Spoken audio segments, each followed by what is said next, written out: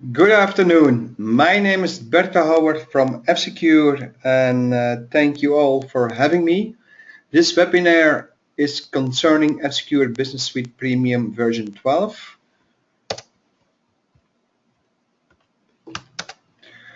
And the agenda of today is the Business Suite Premium 12 with what is new, the layer protection and the new sets, new features and the benefits, and how to upgrade to the premium version. Q&A can be later after the webinar.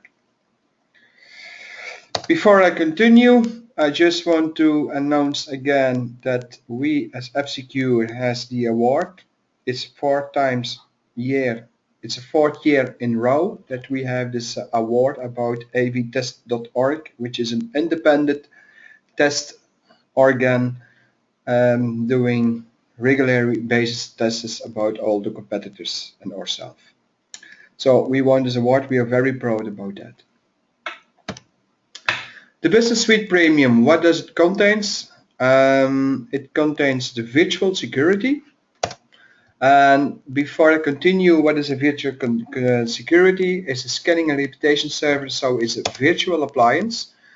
So imagine if you have a virtual platform and you have normal ways of dealing with endpoint security. You get a lot of footprints, performance and things like that. And to avoid this kind of things, we introduce the scanning reputation server or the virtual appliance. It's a scanning reputation central server, you can consider it like that. And you install on all the VDIs and terminal servers and so on, you install the offload scanning agent. So it's an agent instead of a full endpoint protection system. The policy manager is still the one, it's the on-premise managed solution. It's the one who is taking care of everything like updates, policies, reporting and things like that. And also managing the virtual appliance. Virtual appliance is a sort of a black box. You are using it and you are managing it via the policy manager. It is a hypervisor agnostic solution. You can also have this in a hybrid solution, so the policy manager can work together with, let's say that, fat clients and physical, let's say virtual clients. Virtual clients, like I said, Windows Server, Hyper-V, VMware, Citrix. So, and also what I can mentioning is about the policy manager. You can also set it as a multi-tenant solution. Multi-tenant, I mean that you can, if you want, put this policy manager on your DMZ. So in order that other companies can connect, or you can manage your own companies, not only one company, but more than one companies in one policy manager. If you put it in a DMZ, you make it available from the internet. You also have the rights to have administrator accounts based on these sub-levels. What is a sub-level? You have the master level, which is a root level. Below the root level, you have the subdomains. Subdomains can consider computer servers, or you can also consider companies.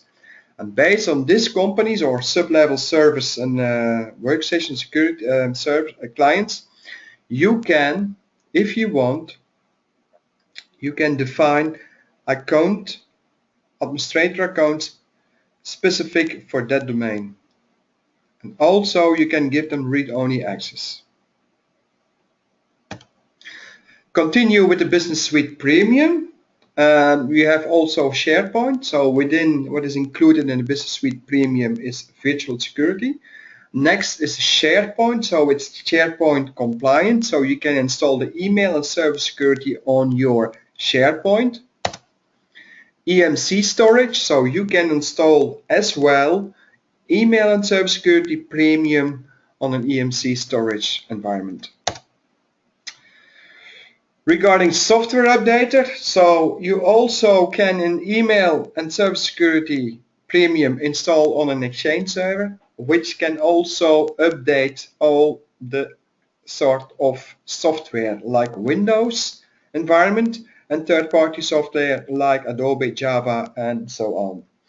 Windows Server is the same, Server Security Premium. You can install it on every kind of domain controllers, file and print servers, and you also have the opportunity for software updates. So you can skip the WASs. You only have one managed solution, and you can do it with the policy manager. You can manage security, the policies, reporting, and also you can have the software updater included, patch management.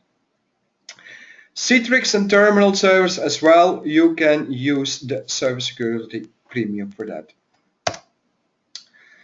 Software updater, like I said, has been improved as well, and for software updater you need BusinessSuite Premium in order to use. Software updater is a sort of a patch management. Why do you need software updater? Why do you need patch management?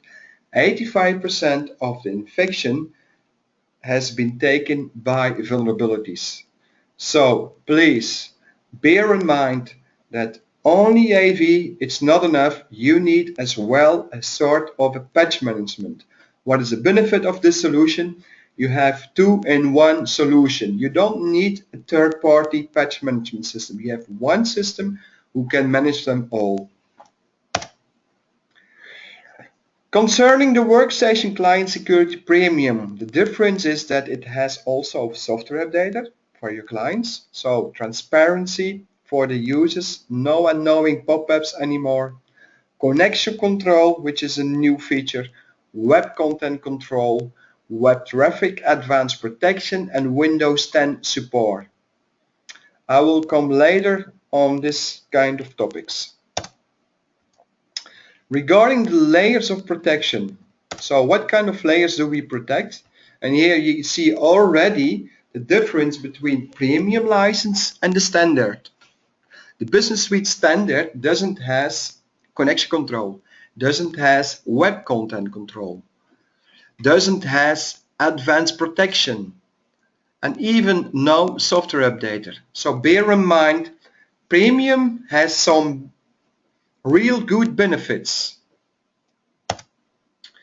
The new features, so I will continue and give you more details about all the new features like connection control. Let's start with the first one. So web traffic advanced protection. What does it mean?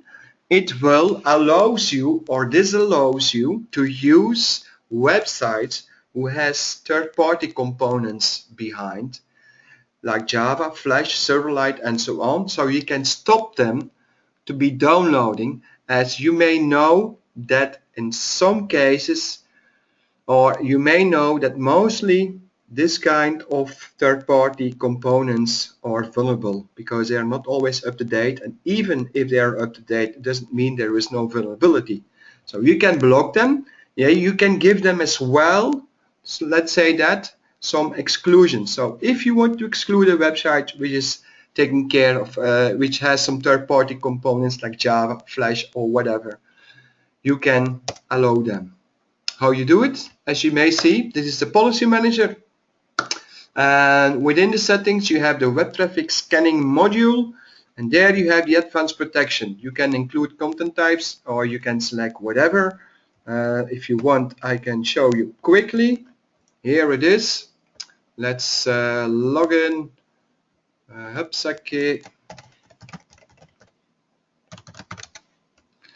Let's go to settings, web content.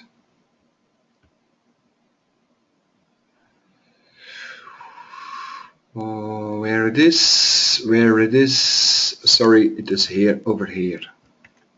So here, all except excluded content types, included content types are disabled. And like I said, you can simply make some sites which are trusted from your point of view. That's the advanced protection module. Then connection control. Connection control, it's a wonderful solution, especially if you're talking about advanced protection, if you're talking about a secure way of doing online banking or a secure way to connect to one of your personal websites regarding financial aspects or whatever, that you are more in a secure layer of protection. How do you do that? It's simple. There is an activation within the policy manager. Let's continue. So you have here connection control. For example, all the banking sites will automatically get this banner. Whenever you go to a banking site, you start doing online banking, you will be seeing this banner. And what does it mean? It will control your session, which means that normal browser it's not anymore allowed until you disconnect or you click on the end button. And why is that? Whenever you go to an online banking site, you could be also triggered by a Trojan. A Trojan can look over your shoulder, taking care of your credentials or what kind of information and send it outside to a third-party website.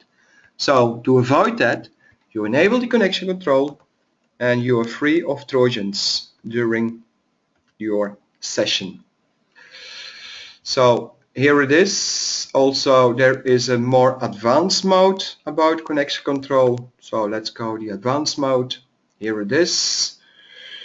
Let's check this one. Reputation based features, connection control.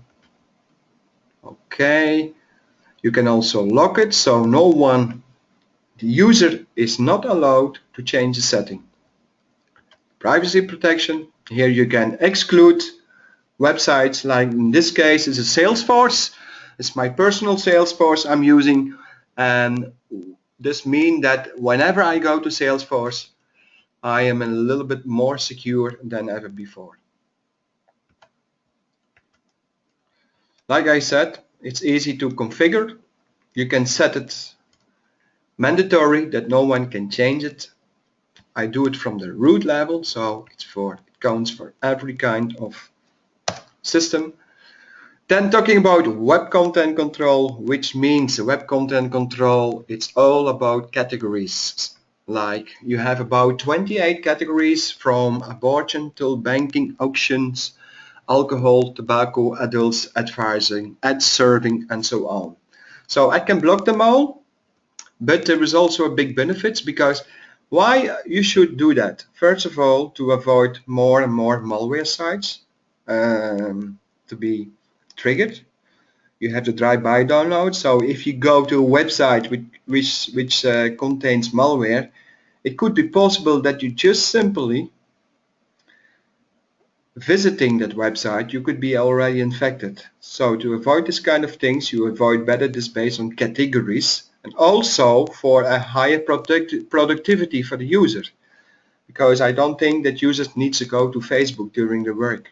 Maybe in some cases like marketing department, but then you can do exclusions. As you may see below, if you select, for example, social network. Let's do that. Let's check this directly. Let's go back to the normal modes, antivirus modes, which makes life a little bit easier. And let's take the social networking like this. I will force this table to be sure that, and here I will add, for example, linkedin.com. Oh, that's my keyboard. Don't worry. I will distribute this, and based on the pooling interval, it will be applied to all this host. I will show you later. So simple as that. So it means that social network, no one can go to Twitter, Google+, Facebook, and whatever, but they still can continue using the LinkedIn. Easy. What does a user get?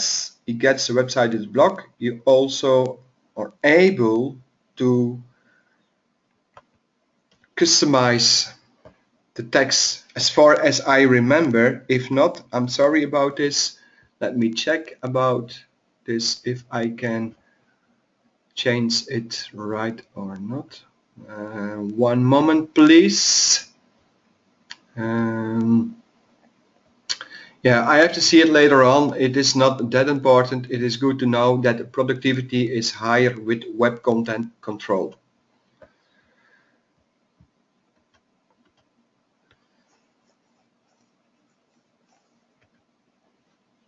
Okay, let's continue.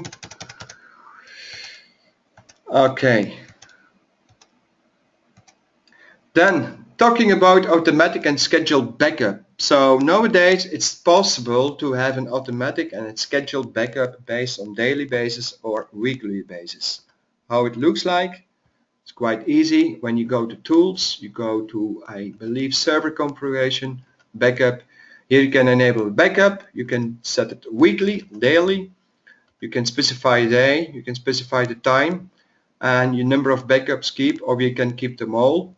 And if I click backup now, it will doing the backup. Also regarding this, you can change this location via the specific log file. Let's say system config file, excuse me. Something else what I really like, if you're talking about multi-tenant domains, let's say that, I can choose based on a domain server with the credentials I have. I can list all the hosts which are not yet managed. I can hide the one who I've managed, so it means that howie.com has been managed completely. So whenever there is a new host within my network, I can already see it in one eye and I can directly install it from the policy manager. I can do it from the client, I can do it for the client security, the email service security and the service security. I can also still continue using the anti-domain, so that's the auto discovery functionality, and also I can also export it. So I can export as an MSI package and I can do it via Active Directory, group policy or login script. By the other hand, what is also useful is the push install. I can do it based on the IP address or host name, so possible as well. So let's say that the sky is a little bit the limit if you're talking about installation. Once you have an installation, you can also do a policy-based installation or a repair or an uninstall. I can uninstall this client now from the policy manager if I want.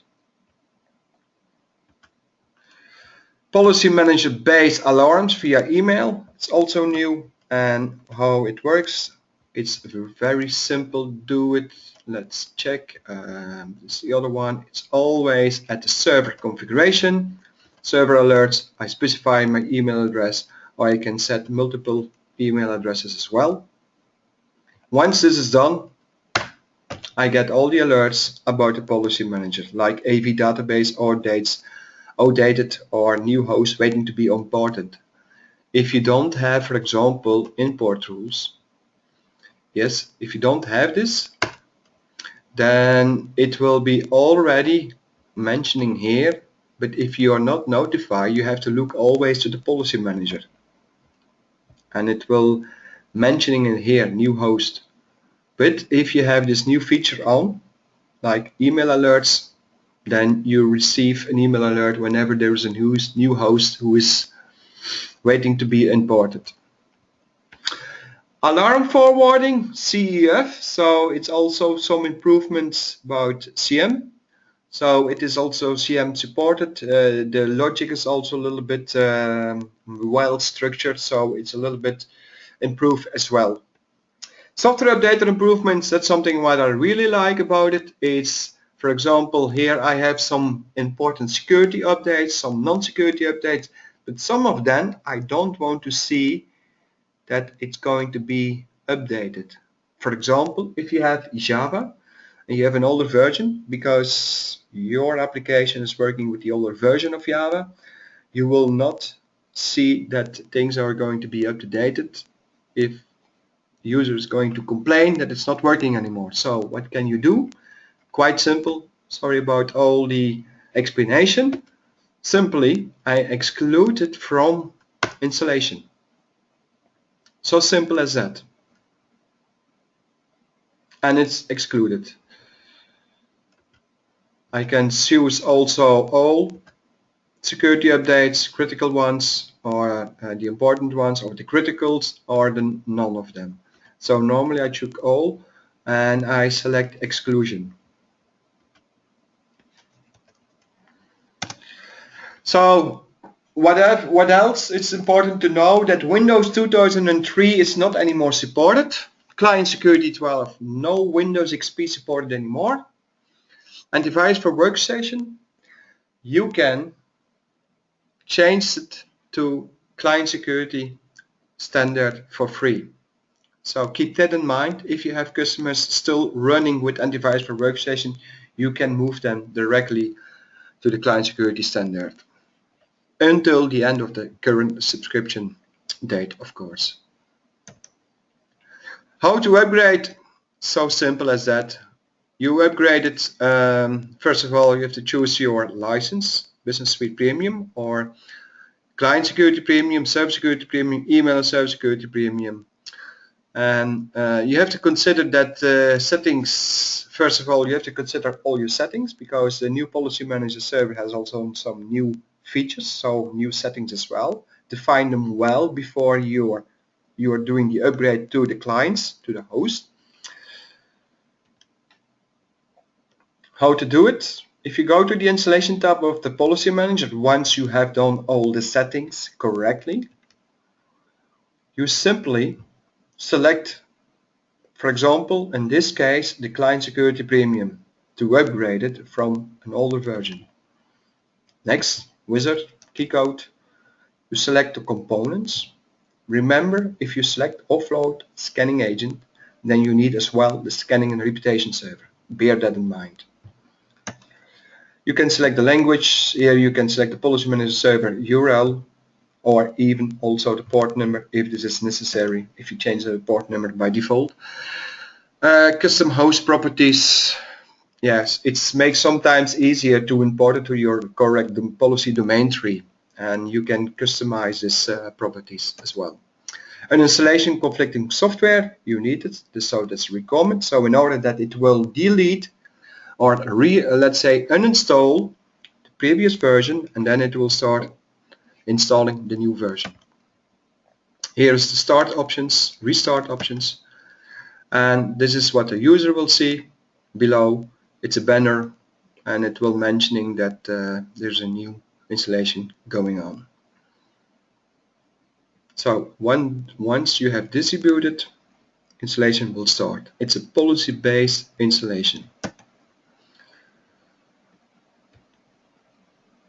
In order to install the Policy Manager server, or let's say to upgrade the Policy Manager server, it's really simple as that. It's just download the installer, follow the wizard, it will ask you to reinstall, and once you reinstall it, you have the latest version, and it will ask you also to keep the existing settings. So please bear in mind to keep the existing settings, so in order that you can continue with your previous work. So regarding the questions, I received one question. This is related to content category scanning, and this is all about time. If it is possible to set a time frame whenever the user is allowed to use, for example, social networks after business hours. At the moment, not. I have no idea if this is going to happen, but I will take this question with me, and once I have an answer about that, I will bring it back to you.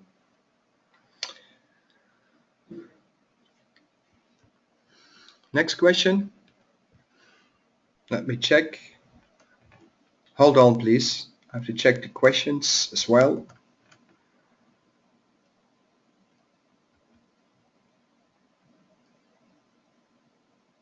No questions? Okay, perfect. So I want to thank you all for this session, and hope to speak to you soon. Thank you. Bye.